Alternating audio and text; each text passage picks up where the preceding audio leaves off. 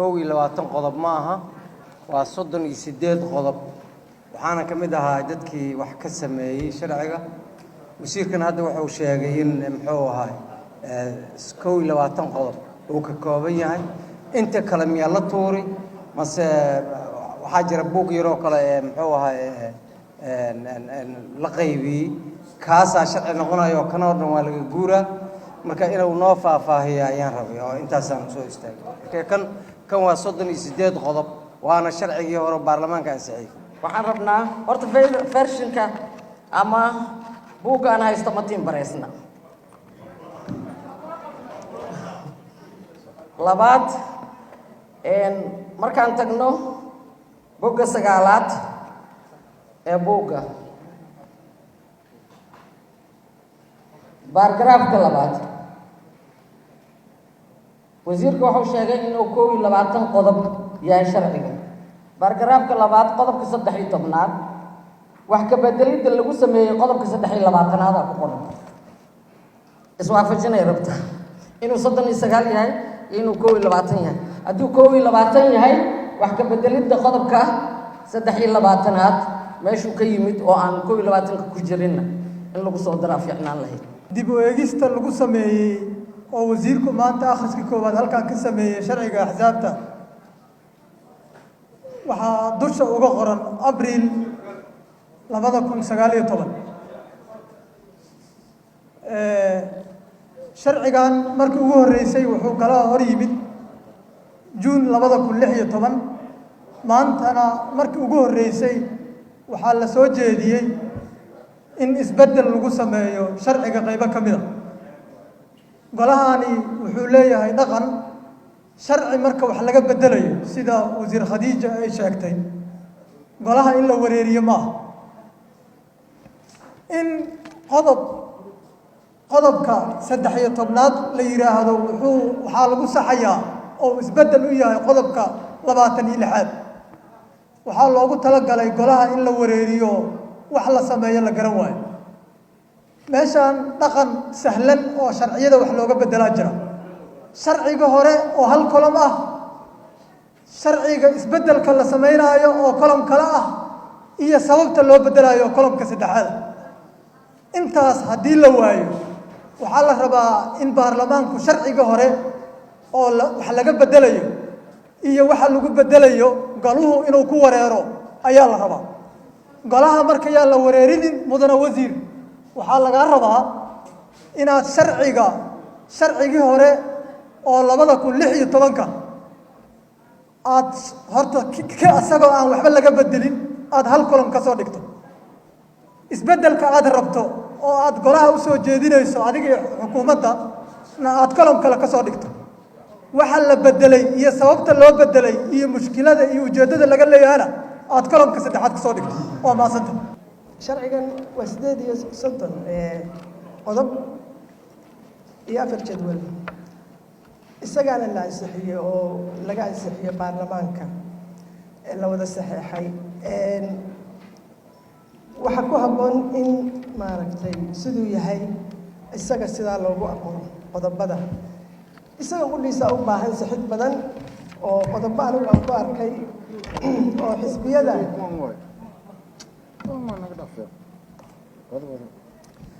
qodobo ku jira xisbiyadu ay confused ku yihiin ku wareersan yihiin oo ka mid yahay qodobka 37 oo ka hadlaya oranaya waa in xisbigu si rasmi markuu rasmi noqonayo 2 bilood ka hor ay shuruucdiisa loo dhameeyo ama xisbi rasmi noqdaan qodob kale jira qodobka afraad oo isaguna oranaya markuu beel gaar yahay waa inuu ahaa 5 bilood ka hor ahaada xisbi rasmi marka waxyaalahaas iyo waxyaalo badan oo kale ku jira soo qori doono kulli aniga say la tahay ayaa ku jira u baahan in la saxo oo dib loogu noqdo xildhibaan dalxa waxaan ku taageerayaa kelmadda xisbi iyo isma geli karaan 4.5 annagu 4.5 dacwad baan maxkamadda sare ka geynay sharcigii aynu ansixinay maxkamadda sare ayaa go'aan ka soo gaaraysa inuu noqdo KPR-ka iyo inuu kan noqdo marka waxay la tahay kan sidiisa looga doodo kan la ansixiyay hore isagaanay u badan tahay inay noqon doonto sababtoo ah kan kale mashaakil aad u fara badan buu dalka gelinaya marka sharcigan xildhibaanada waxaan ka codsanayaa inay aad u akhriyaan aad ugu fiirsadaan kana qodob u eegaan waayo wax badan baa rabaa in laga hadlo waxyaalo badan oo kalaa ka qaldan oo kale kelmadda masalan odhanaysa qodobka 23 mar laga hadlaayo gunno xisbiyada la siin doono waxaa la leeyahay waa inuu xisbigu 6 gobol ka jiraa halka sida ku qoranka doorashooyinkana ay tahay waa inuu 9 gobol ka jiraa marka qaladaad yaryar oo fara badan baa jira u baahan in laga hadlo laakiin waxaa muhiim ah in 2 koolam laga sameeyo ama 3 koolam waana mahadsantihiin jira confusionku wuxuu ka imaanaa qodobada dib u eegistana reference inaan u samayno koow aan ka bilownay 22 aan ku geynay sharcigii jirayna referencing kalu lahaa marka waxaad leedahay qodobka koowaad ee dib u eegistani wuxuu wax ka hagaajinayaa qodob hebel oo sharciga dib u eegista lagu samaynayo ka mid ah wixii marka xoogaa waa isku dhexyaacay waxaan u maleynayaa confusionka kaasaa keenay xildhibaan xuseen iido waxaan rabaa su-aasha ah qaab column ay ku qoran tahay qodobka la bedelay iyo waxa lagu bedelay iyo xikmadda ku jirta bedelkaas horta anugu shaksi ahaan waa guddoonkana waa ka codsanaa waxay ahayd degdega ahayd shalay galab 4 ama 5 aan la isiiyey ogeysiinta inaan baarlamaanka imaado marka waqti badan oo howl saas ku habaysan iyo presentation qurxan lagu keenaa ma jirin waa sax waxaan aaminsanahay guddiga baarlamaaniga oo hawshaan qaabilsan iyo wasaaraddu inay nidaamkaas isla soo maraan wax badan maadaama aysan aada suuragal u helay qodobadoo dhan iyo kulligood in laga soo sameeyo powerpoint oo derbi lagu daaro ay xoogaa iska cuslaan karto doctor cilmi sharciga hadda la keenay oo la soo gaarsiiyey baarlamaanka sanadkii hore iyo sharciga doorashooyinka oo isaga dabadi la ansixiyey waa qabaa inay su-aashaasu aad iyo aad baalid u tahay laakiin waxaan isleeyahay haddii annaga nala weydiiyana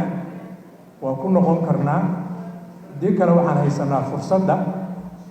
guddiga baarlamaaniga oo arrinkan ka shaqayn doonaa inuu hawshaas noo wada soco xildhibaan dalxa waxaan u malaynaa isku facaan nahay isku problemaan aniga asaga waxaa laga booday 2 da ay ahayd oo 1 da laga dhigay jirro aan qabo waaye laakiin runtii af soomaaliga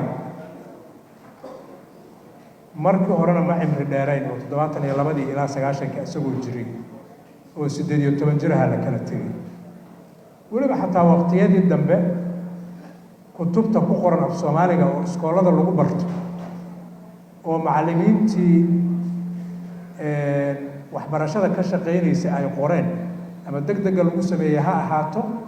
ama practice la-aanta ha ahaato qaladaadku waa ku jireen inta aniga ee dalxa nagu facdaa waxaan u malaynaa waa iska qabi doonaa ciladaas iyo sheegashadaas xildhibaan dalxa waa jeclaysta ereyga dhab u heshiin la yidhaah dib u heshiisiintu waa naga horreysay oo waxay soo martay maamullo badan oo dawliya annaga wasaarad ahaan dib u heshiisiintu howlaha iyagay ka mid tahay mashruuca aan uga shaqayno dib u heshiisiinta wixii la dhihi jirana dhab u heshiinan u bedelnay marka wasaaraddu waxay rabtaa in dhab u heshiinta lala qaato ilaa ilahay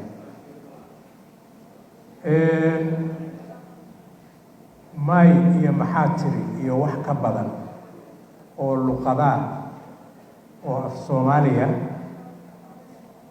haddii qaarkood discrimination lagu sameeyey oo ay noogu jirto horta waxaan rabaa kulligiin inaa ogaataan shuruucda dad farsamo yaqaanaha oo sharci yaqaanaha diyaariya wasiiradu waxaaba laga yaabaa mararka qaarkood shuruucda laftooda inay jaahil ka yihiin waxaa laga yaabaa marka lasoo diyaariyo tiimka review garana haddana tiim farsamo inuu noqdo annaga xoogaa waxaanu culayska saarnaa contentka meesha ku qoran guud ahaan muxuu ka hadlaa wax kooban oo annaga nala eg siyaasiyiin ahaan inaan idiin keenno marka waxaan is leeyahay waxa shuruucda dalku ka qabto maay iyo maxaa tiri iyo dialect kale oo af soomaaliyeed wixii ku qaldan waxaan qabaa in laga soco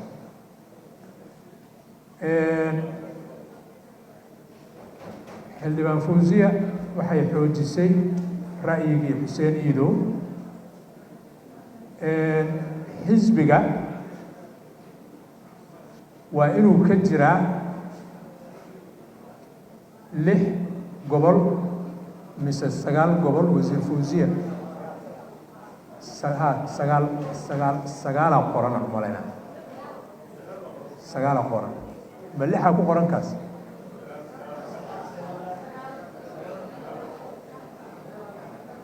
xildhibaan fawziya waxaan u malaynaa mid hore daraaftiya iyo waxbaa jirjiray laga yaabo inayna confuse garaynayaan laakiin waa 9 waxaana laga wadaa bar gobolladii dalka ka jiray dagaalka sokeeya ka hor oo 18 ahaa barkood waa mahadsantihiin